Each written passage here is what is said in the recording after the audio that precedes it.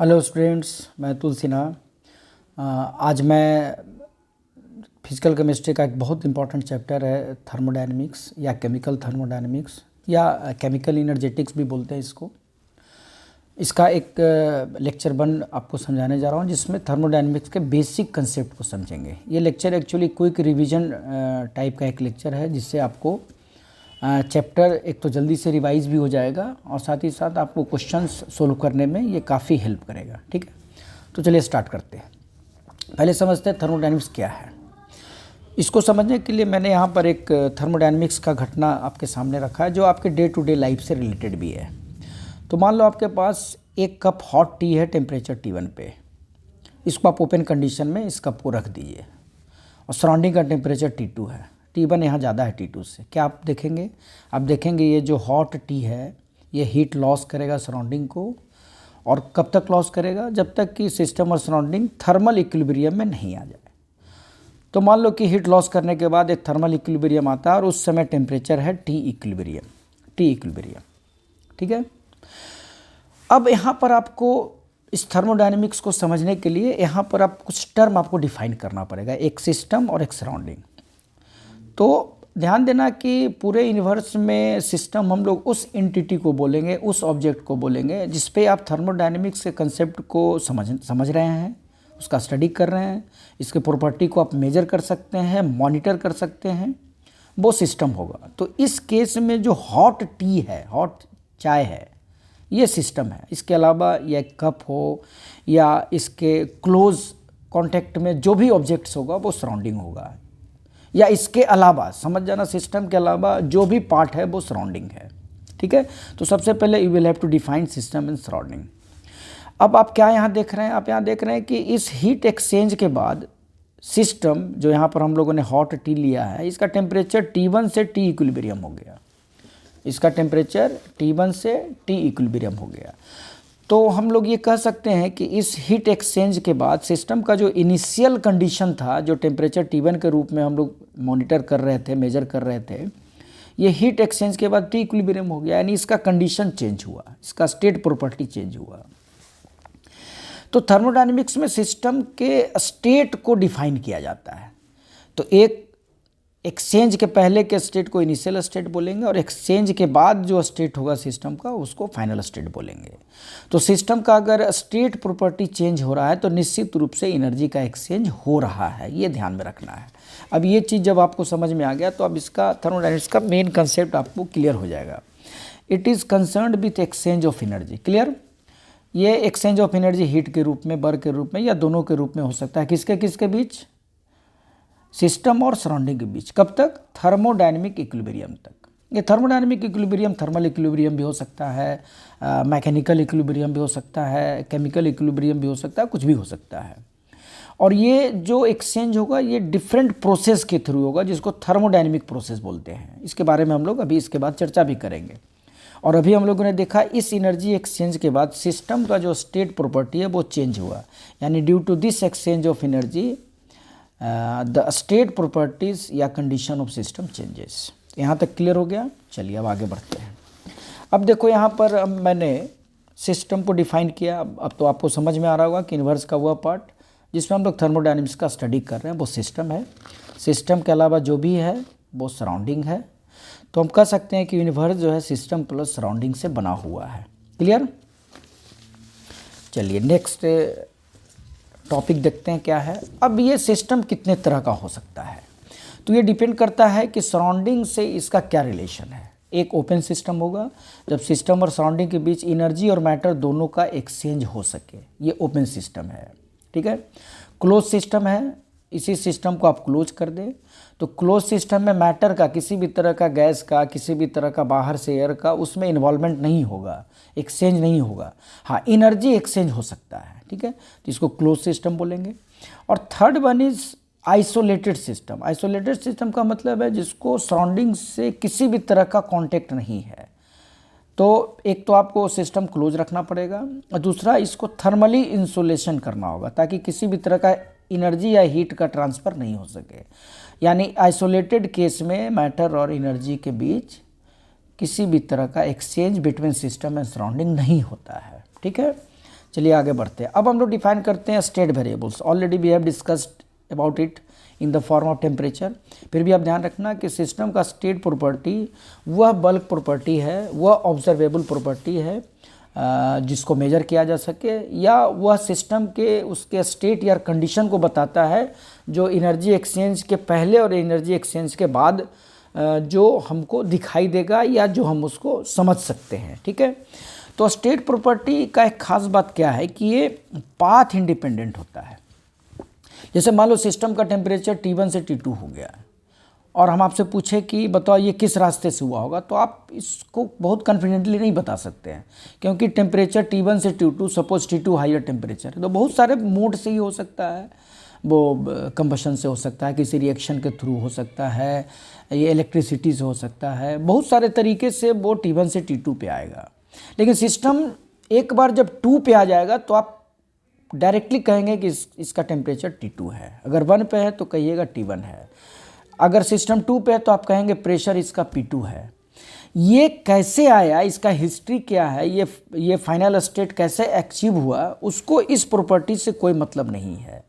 यानी state variables of A system ये एक पार्टिकुलर पॉइंट से रिलेटेड प्रॉपर्टी है जो बताता है कि सिस्टम इस कंडीशन पे है, और ये कंडीशन कैसे आया इससे कोई मतलब इस प्रॉपर्टीज़ को नहीं है। तो स्टेट प्रॉपर्टीज़ प्रेशर हो सकता है, वॉल्यूम हो सकता है, टेम्परेचर हो सकता है, इंथैल्पी हो सकता है, इंट्रॉपी हो सकता है, इंटरनल एनर्जी हो सकता है, गिब्स एनर्जी हो सकता है। ठीक है, अब आपके दिमाग में ये आ रहा होगा कि आखिर कुछ ऐसा प्रॉपर्टी है जो स्टेट प्रॉपर्टी नहीं है, जो पाथ डिपेंडेंट हो। Yes, work and heat.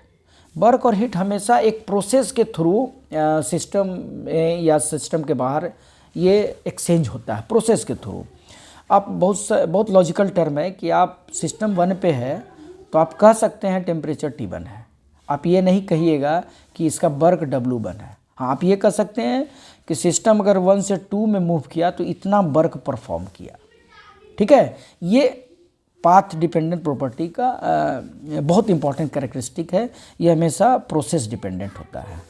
तो वर्क और हीट स्टेट प्रॉपर्टी नहीं है, ये पाथ डिपेंडेंट प्रॉपर्टी है।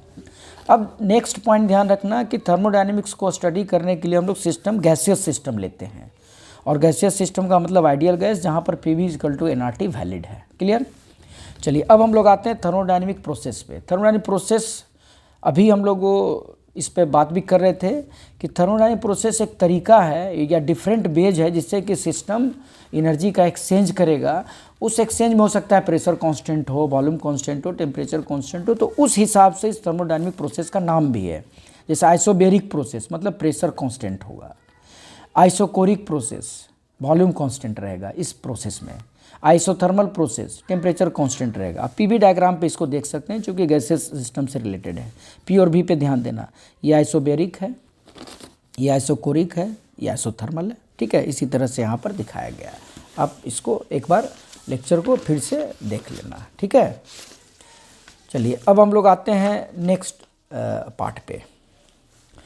अब हम थोड़ा सा और इलस्ट्रेट कर देते हैं ग्राफ से, क्योंकि थर्मोडायनेमिक्स में मेनली ग्राफ से रिलेटेड क्वेश्चंस आएगा। गैसेस स्टेट में आपने पढ़ा है कि आइसोथर्मल प्रोसेस है तो PV = कांस्टेंट, आइसोबेरिक प्रोसेस है तो V/T = कांस्टेंट, आइसोकोरिक प्रोसेस है तो P/T = कांस्टेंट। इसको VT डायग्राम पे समझो।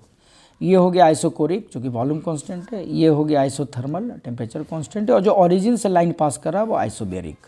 उसी तरह से P और T पे देखो, ये आइसोबेरिक, ये आइसोथर्मल, ये आइसोकोरिक। अब चलो एक सिस्टम पे कंसीडर करते हैं जो डिफरेंट प्रोसेस से 1 से 2, 2 से 3, 3 से 4 फाइनल स्टेट पे आता है। ये इनिशियल स्टेट, ये फाइनल स्टेट। तो P और V पे देखना, ये पहला स्टेप 1 से 2 आइसोबेरिक, 2 से 3 आइसोकोरिक, 3 से 4 आइसोथर्मल। ठीक है, उसी तरह से VT पे देखो, 1 से 2 आइसोबेरिक चूँकि ये V और T का ग्राफ है, फिर 2 से 3 आइसोकोरिक और 3 से 4 आइसोथर्मल। तो ये नेट प्रोसेस, ओवरऑल प्रोसेस 1 से 2, 2 से 3, 3 से 4। ठीक है, चलिए अब हम लोग डिफाइन करते हैं साइक्लिक प्रोसेस। साइक्लिक प्रोसेस का मतलब सिस्टम जहाँ से चला फिर वहीं आ गया, initial state final state same है।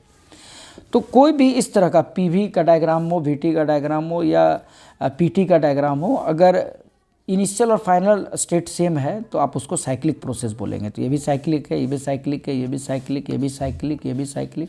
ये साइक्लिक नहीं है, केवल एक प्रोसेस दिखाया गया, ठीक है। एक चीज़ ध्यान देना, साइक्लिक प्रोसेस में चूंकि इनिशियल और फाइनल स्टेट सेम है तो जो भी स्टेट प्रॉपर्टी का चेंज होगा वो जीरो होगा। चाहे डेल्टा यू इंटरनल एनर्जी का चेंज जीरो होगा, प्रेशर का चेंज जीरो होगा, वॉल्यूम का चेंज जीरो होगा, टेम्परेचर का चेंज जीरो होगा, एंट्रोपी का चेंज जीरो होगा, इंथैल्पी का चेंज जीरो होगा। क्लियर?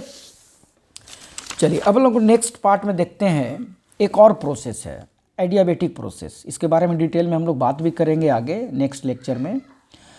तो एडियाबेटिक प्रोसेस उस तरह के प्रोसेस को बोलेंगे जिसमें सिस्टम और सराउंडिंग बीच किसी भी तरह का हीट एक्सचेंज नहीं हो। तो निश्चित रूप से ये आइसोलेटेड सिस्टम का केस है, ठीक है। यहाँ पर Q जीरो हो जाता है।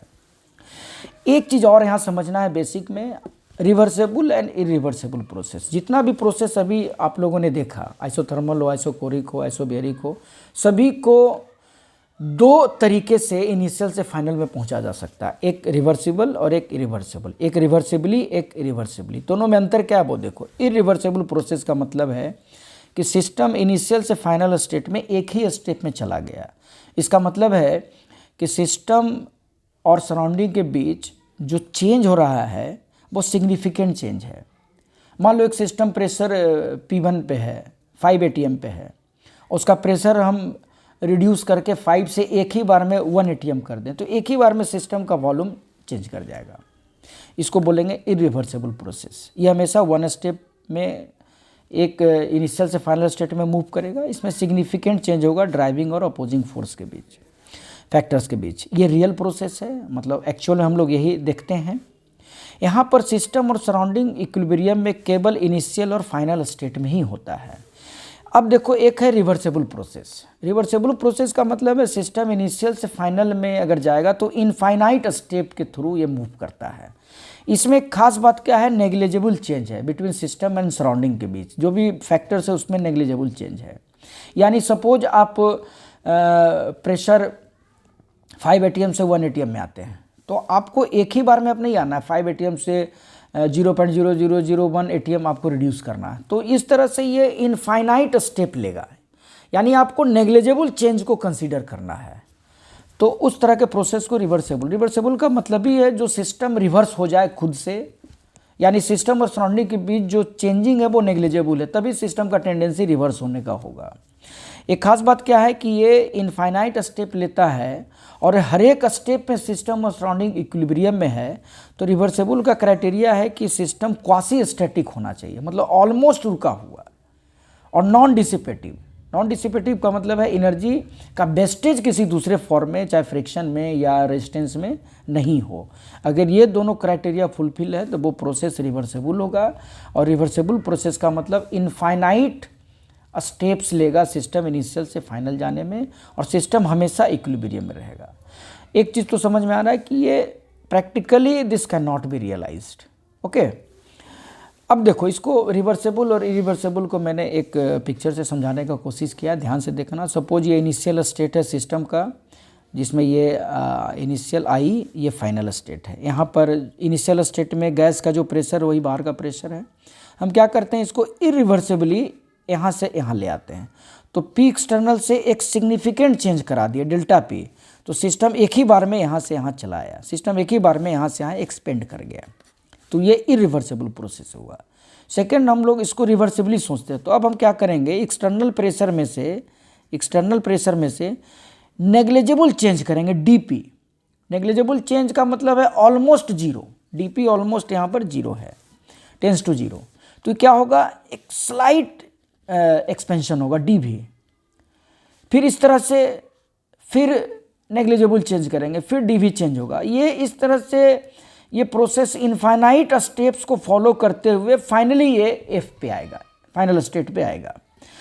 तो ये जो प्रोसेस है जिसमें नेग्लिजिबल चेंज के थ्रू सिस्टम मूव किया, इसको हम लोग रिवर्सेबल प्रोसेस बोलेंगे। इसको ग्राफिकली आप समझेंगे ऐसे। मान लो एक सिस्टम इनिशियल स्टेट पे है और इसको फाइनल पे आना है। पीवी का डायग्राम, इनिशियल पे पी आई है और फाइनल पे प्रेशर पी एफ है। हम क्या किए, सडनली एक ही बार में प्रेशर इनिशियल से फाइनल पे कर दिए। तो सिस्टम का प्रेशर एक ही बार में ड्रॉप कर गया और यहाँ से यहाँ वन स्टेप में एक्सपेंड कर गया। तो ये जो प्रोसेस है, ये जो रास्ता है, ये इरिवर्सिबल प्रोसेस है। अब हम चाहते हैं कि नहीं, इनिशियल से फाइनल पे रिवर्सिबली मूव करें, इनफाइनाइट स्टेप्स के थ्रू मूव करें, रिवर्सिबल प्रोसेस के थ्रू मूव करें, हमेशा इक्विलिब्रियम में हो, नेग्लिजिबल चेंज हो, तो क्या करेंगे, पी में डीपी चेंज करेंगे, तो स्लाइट पी डिक्रीज करेगा और वॉल्यूम स्लाइट इंक्रीज करेगा। इस तरह से ये सिस्टम इस पाथ को फॉलो करते हुए आगे बढ़ेगा।